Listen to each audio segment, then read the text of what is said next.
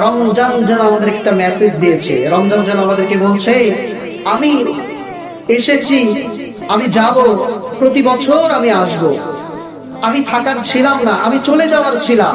যদি তুমি আমার ইবাদত করে থাকো, মনে রেখো আমি এসেছি, আমি চলে যাচ্ছি, আমি থাকার ছিলাম না।